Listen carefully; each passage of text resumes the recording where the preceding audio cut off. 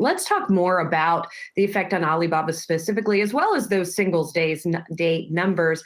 Let's bring in John Freeman. He is an analyst at CFRA who tracks the company. John, I do want to get to Singles Day, but I do have to ask you about these new regulations first. And the market reaction is pretty dramatic. Is it justified? Is this going to be a big curb on the company's growth? I absolutely think so. So I think that, it's clear to me that Alibaba and Baidu both have, they trade at a substantial discount for a similar business that would be in the United States. And that's primarily because of the, let's call it the rule by fiat rather than rule by law principle upon which the Chinese Communist Party follows.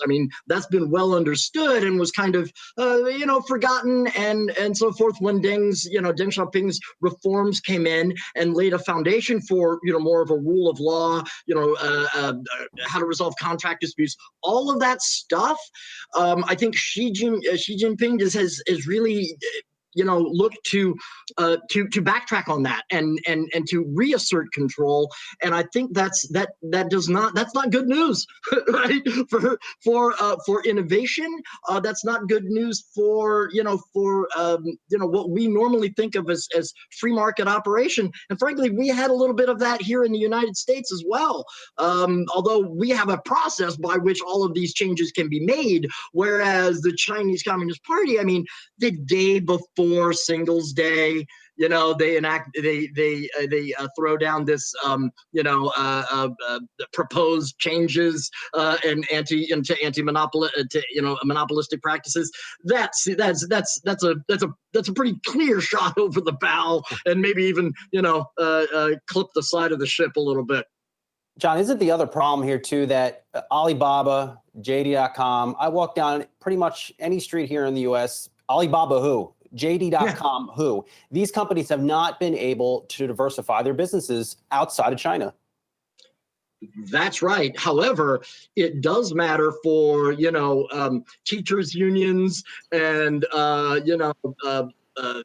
all of the different public monies that go, that now invest in the stock market, right? And that, California Teachers Union, CalPERS, I'm sure has some significant position in Alibaba or other Chinese companies. So it, with the shares down, it also, it will upset U.S. investors. But in terms of expanding into the U.S., there's not that. I look at Alibaba and I focus on the Chinese market and I focus on the cloud computing opportunity, which was outstanding this quarter.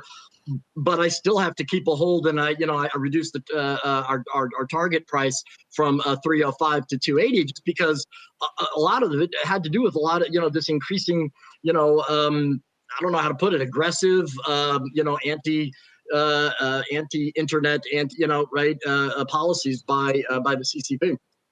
Well, and I guess thinking about your price target and your rating, John, as an analyst, how are you even able, I guess, to really trust the numbers that you are going to get out of a company like this and trust the model overall, right? It seems like things could change at the whim of the government.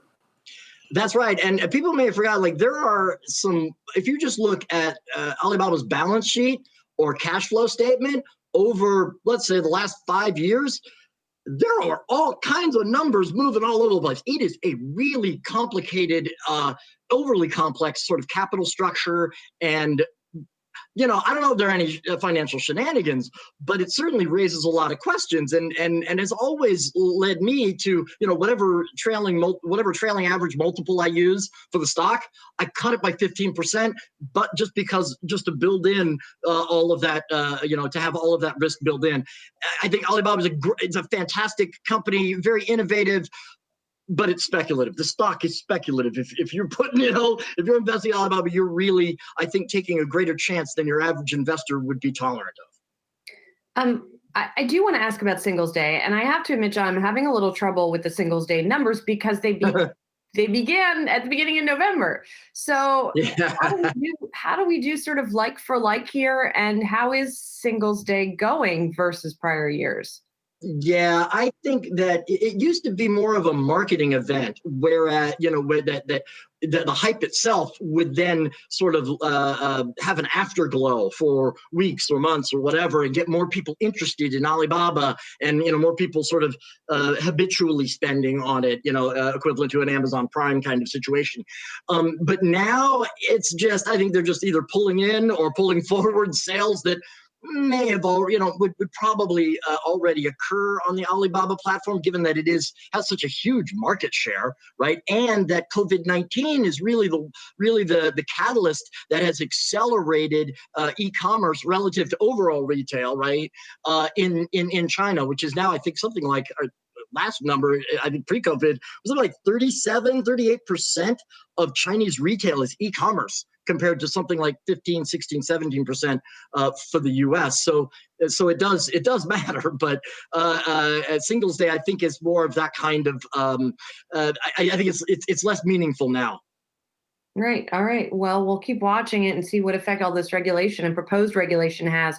Thanks for your perspective, John. John Freeman is an analyst at CFRA.